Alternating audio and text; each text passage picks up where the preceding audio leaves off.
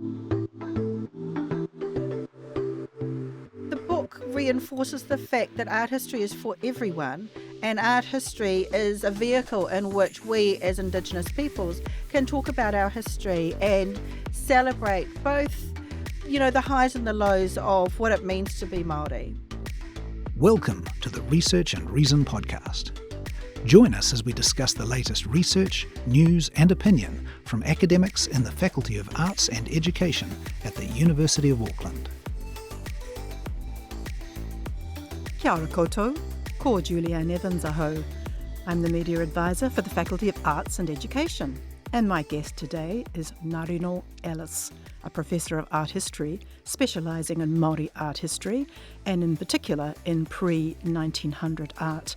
Tēnā koe, Ngarino, it's lovely to have you here. Tēnā koe. And it's been such an exciting time for you.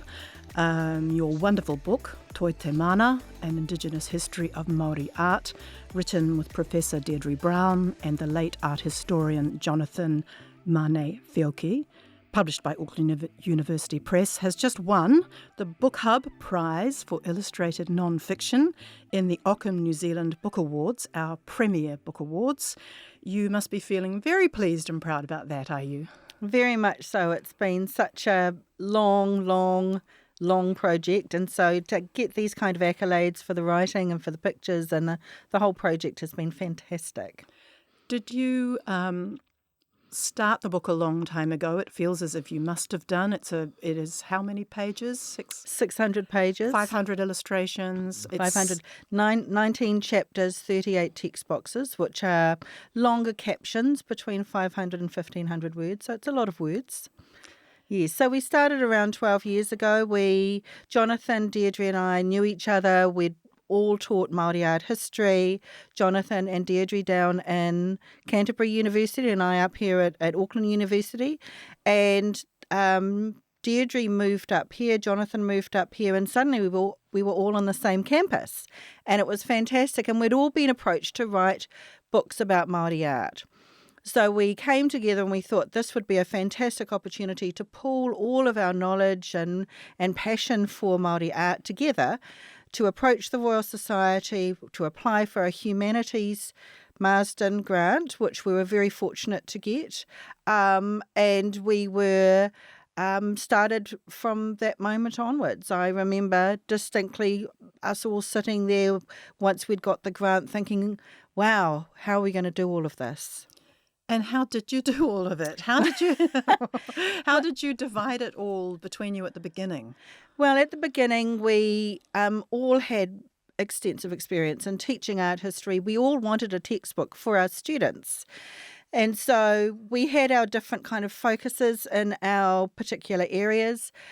And at that moment, Jonathan revealed that he was actually very sick. So we were right at the start of the grant. I remember distinctly being in the business school cafe, and he said to us that he was very sick. And Deidre and I were stunned, and all of our aroha were pouring into him and thinking about him, thinking about his legacy, his knowledge, his skills, his connections. And so he was able to give us some information and some text which Deidre was able to shape gently into a chapter. But in terms of the breadth of the book, Deidre and I sat down with a whiteboard in her office and we wrote up our dream list of what we wanted to do, what we really loved, what we missed reading about, what we thought needed to be written into different syllabuses. And so that came out at, I think, 17 chapters. And so we just started writing. We divvied it up in terms of what our passions were. So my passion, as you say, is pre-1900. I'm really, really happy in 1700s whakairo or carving. That's my real passion. And so Deidre's is in architecture. And so we started writing. We had some material from our lecture notes, but mostly that was background material. The grunt work was going into archives, into museums, visiting sites, talking with people, and really once we started to think about what it might look like, we had to think about how we were going to frame it all up. So we knew we didn't want to do a chronology, which is very dominant in terms of art history texts. We knew we wanted to base it within kaupapa Māori. So we took around a year to figure out how we were going to approach it. And so we came to a very Māori way of understanding art, which was thinking about the three baskets of knowledge that Tāne had brought down from the heavens. And we kind of played around with this kind of idea for about a year. We went down to Vic, published a small book about it, thinking about how we might approach time. And then the chapters kind of fitted within these three kete. So the first kete was the kete which was thinking about arts that were made by our tūpuna, but also through to today. And we wanted to really emphasise that art, this whole idea of traditional art not being made anymore, that was a nonsense, that those kind of art forms were brought through. And so I wrote most of that kete, and it was things like textiles and moko adornment, a whole range of things which have completely gone out of my head now. So there are about 6 or 7 chapters in each kete. The middle kete was all about the unknown. So what happened when Pākehā arrived? Our worlds were changed, but we were used to change. We had changed from being Pacific peoples to Māori within those first 500 years, and now we were faced with different types of change, but still we were pretty resilient in managing that kind of change. And so we looked at things like architecture. Deidre writes about the arts of utu. So what happens in terms of times of armed conflict? You know, what is the role of taonga there? And then the third kete was the kete of kind of the light. So we are thinking about resilience. We're thinking about this term called survivance, which is very big within the Indigenous world in terms of actively surviving colonisation. And for us as Indigenous peoples, that can look like art. So what were those art forms that came through, and how did we kind of change over the past 150 years? So we come right up to the present day, and because it took 12 years to write, we had to keep working with our publisher, Auckland University Press, and Sam Elworthy and Lauren Donald, and talking to them about having to update. And so I write the last chapter, which is focused on Māori art on the global stage, to say, and this is our pitch, Māori art is art made by Māori wherever we are, whether we are part of the 180,000 Māori over in Australia, and Deidre writes about that, whether we're over in England, whether we're over at the Met just a few days ago. The Metropolitan Museum of New York opened their new Pacific Oceanic Galleries, and people were over there to celebrate. And so thinking about moving back and forth across time and space, and what might our future look like. Wow. And it's such a huge project to imagine. And what were some of the challenges that you found personally in the writing of it, or the keeping the energy going for it? Perhaps did you do it in your spare time? And you're very busy. You teach art history as a full-time professor. How did you find time to keep this going? It was a juggle. We were both raising children, so I've got 3, Deidre's got 2, and my baby is 18, and her baby is 15, and so it was trying to balance that, the importance of being mamas as well as being academics, and for both of us, being mama is first and foremost, and so we had sabbatical research leave from the university every 3 years, and we were able to spend time focusing on the book, but we had other projects going as well. It was just kept going and going and going, and we knew that the end was in sight. We knew that Sam had a vision for the book. We knew what the book might look like, but he had the real vision because he's a publisher. Yeah. He's the director of the Auckland He's the University director Press. of AUP. And so we kept writing and writing, and we had 8 people over the years reading our work and giving us feedback. And those are copy editors, they are editors, they are different readers. Right from the very moment when you submit a proposal, they'll look at, they'll send it out to a couple of people, say, what do you think? And all along the way, as a writer, it was very, very hard and very demanding. You know, you might have a class, and I teach art crime, the biggest stage 2-3 course in art history is art crime, might have 110 students, you know, in your semester, and these edits come in, and you need to turn them around within 2-3 weeks, and there's something like 200 comments, not changing words, but comments, and each comment you need to respond to. And so I wrote 9 chapters, I think. And so each of those would have hundreds of comments. It was utterly exhausting. And Deidre and I probably won't work on a book like of this size again, but we were together and we would write to each other, we would phone each other, we would text each other, how are you going? You know, she would say, you know, well, I've got this on. And we both had leadership positions in different ways. And so just keeping each other going and motivated and knowing that in the end it was going to turn out to be quite neat. Yeah. And did you have to travel overseas for it as well? Because I know some of our taonga are kept in collections and all over the world, aren't they? There are almost 20,000 taonga and over 160 museums. Wow. So I have always travelled where I can for my research, and Toi Te Mana enabled me through the Royal Society grant to travel more extensively and for longer periods, to spend time in museums, building up relationships, taking photographs, looking in archives. Overseas have some remarkable taonga.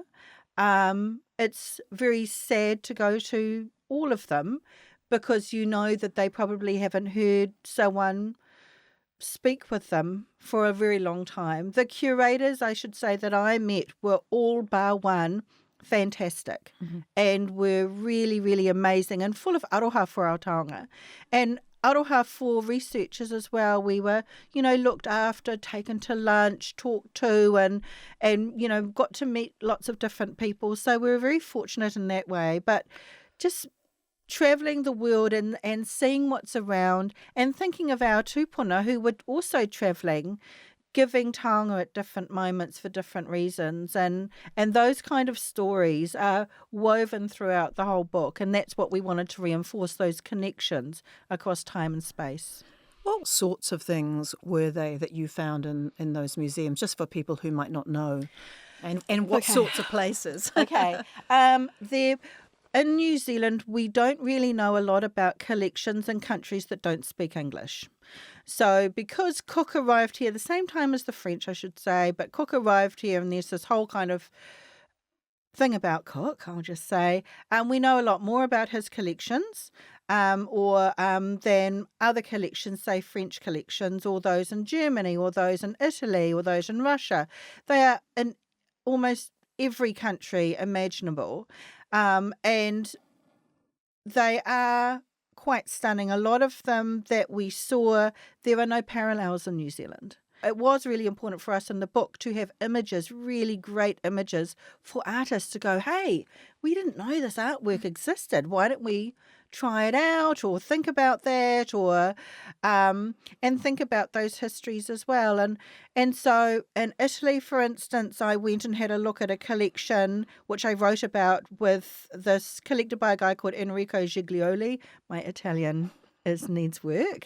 And so he was a young curator, came over here, collected taonga, and what is so remarkable is that for every taonga that he collected, he wrote a little note and said who he had collected it from, when and why. You won't get that in no museum. So this is the collection is now in Rome.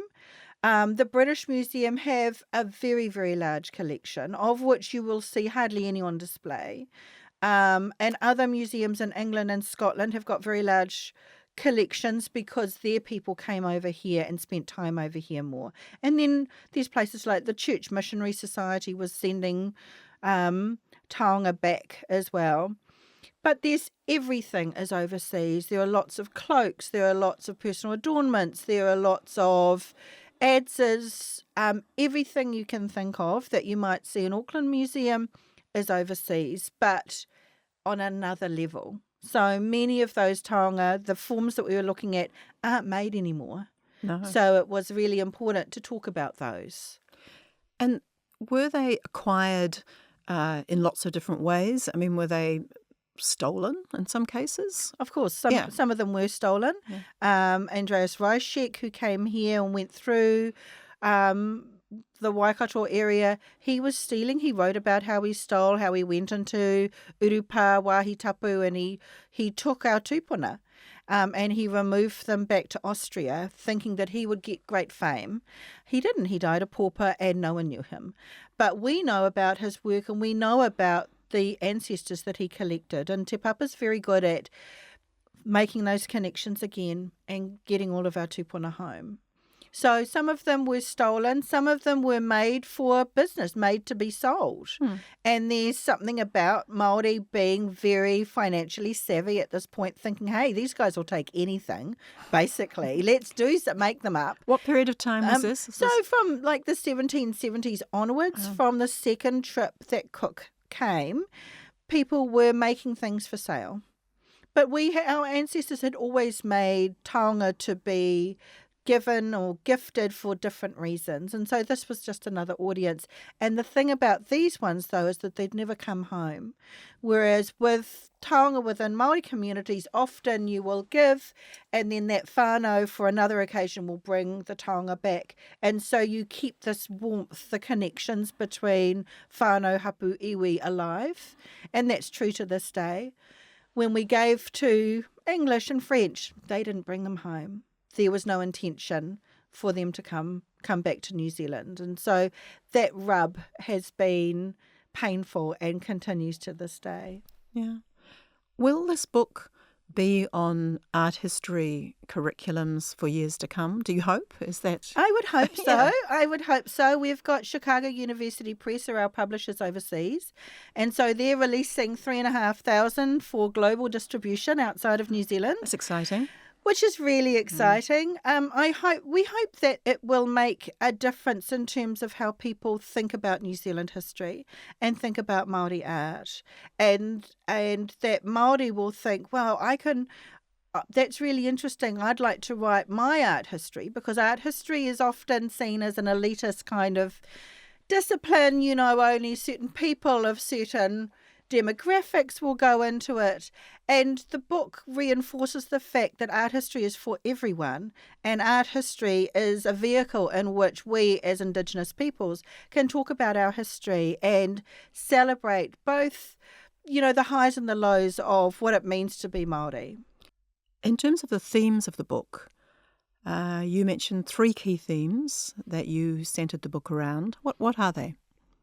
So a thematic approach to Māori art for us was a way of pulling up and thinking about the bigger picture of what we were looking at. And really the book is about the bigger picture. Other people have written about different aspects of art, but we wanted the bigger picture. And so we thought about the material that we were looking at, the frames that we were looking at, and we came up with 3 that we thought were really dominant across all the chapters. And they were whenua, or land, tikanga, or protocols, and whakapapa, which is genealogical ascent and descent and connections. And for us, and really with whenua, you could add in moana as well. And so those 3 kind of themes run throughout all of our art practice, both in the past, in the present, and in the future. And they really anchor the art that we were talking about in this land. And that's what makes the book for us so important. And we want everyone in New Zealand to read this, not just Māori, not just those interested in art, but everyone to read it, and to read it, not just look at the absolutely fantastic images. The images are beautiful. We spent a long time doing those images. So, but to think about New Zealand history and what does that mean? Because we start right back into kore, the nothingness before the separation of Ranginui and Papatuānuku. We start in the Pacific. We start in all these different places, and there's no one way to look at New Zealand history or to look at Māori history. There's multiple ways, and that's exciting, and that's okay to come at it at different angles as well. What do you think art history means today in Aotearoa, New Zealand? I didn't do art history at school. I loved art. The art room was my haven with Sue McBride at Westlake Girls High School. I'll give her a shout out. And she was really formative in my passion for art. I left at the end of sixth form. I was 16, against the principal's expectation, I should just say. Māori girl leaving at 16. I've got a twin sister. We both left at the same time. And for us, we wanted to come into university and do art, but our dad taught down at the art school. So my dad was Professor Robert Ellis. He taught at Elam School of Fine Arts for many, many decades. He was a painter. And so we wanted to keep doing art, but we didn't want to go down with all of Dad's mates. So we went to see a Māori advisor down in Māori Studies, and they said, why don't you think about doing art history? That's up here. We were interested also in doing a law degree.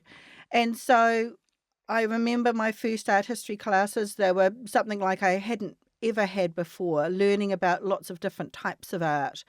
And those classes in those days were really big. And they were a year long. And so art history today is very diverse. So the art history at schools that I see is very much still focused on Europe as the centre, and Māori and Pacific art as at the periphery as an add-on extra. This is extremely disappointing for me. I think that art history in Aotearoa, New Zealand should be based in Aotearoa, New Zealand, and that all art history, all students should be taught about art from this land, first and foremost, before we learn about Baroque, Renaissance and whatever. And those types of art are fantastic. For goodness sake, I'm teaching about French neoclassical art next semester, and that's not my forte. Romanticism is not my forte, but I can do it, because I'm a trained art historian.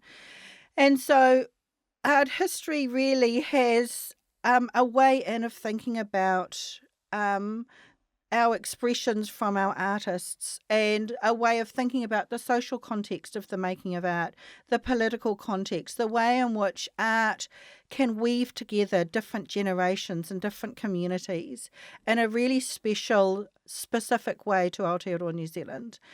And so in our department, we've only got 4 staff members. We are the largest art history department in New Zealand, even though there's only 4 of us.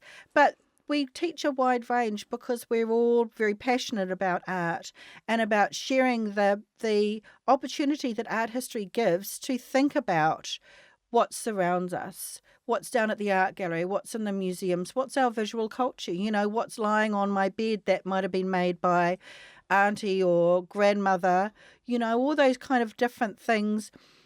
History is great, but history with objects and with taonga and with images is so much better. Oh, yeah.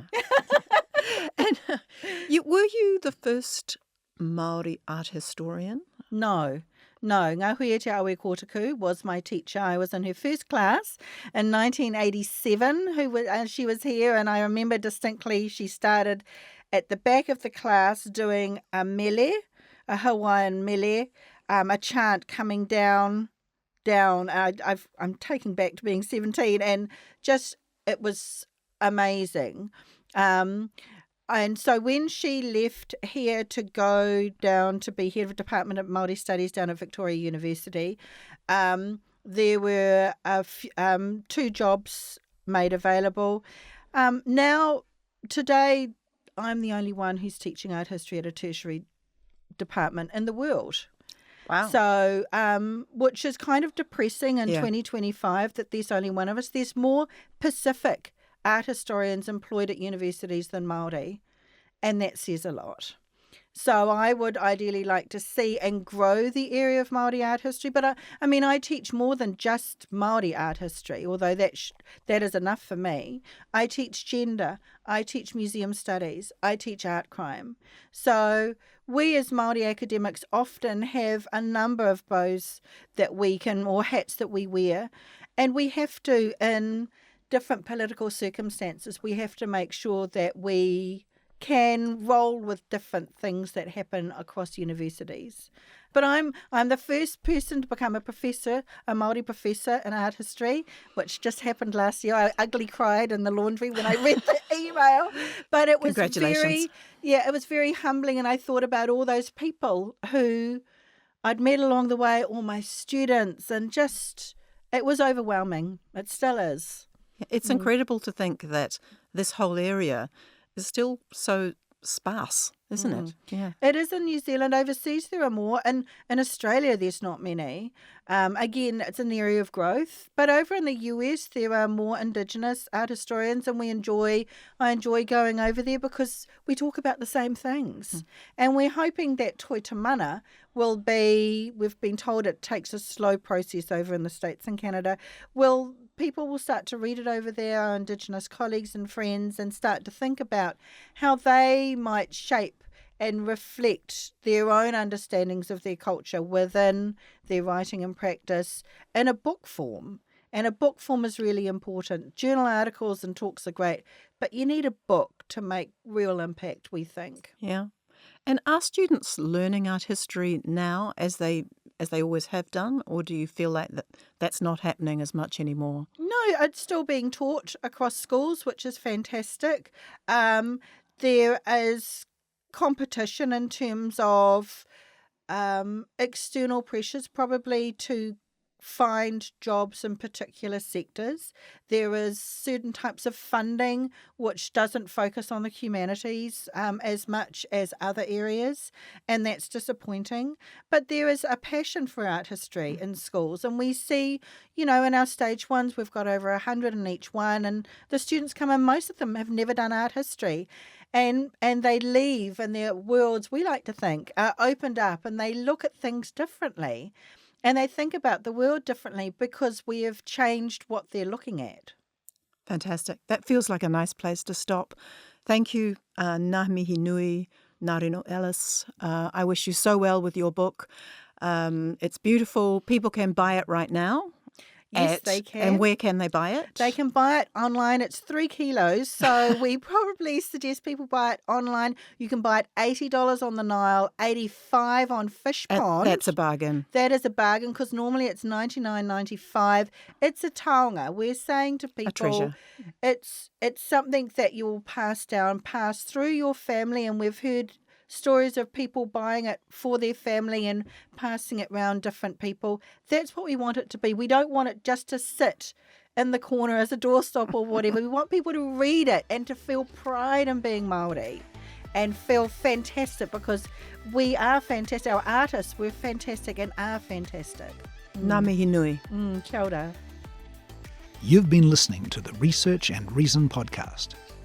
Stay up to date with the Faculty of Arts and Education by following us on social media.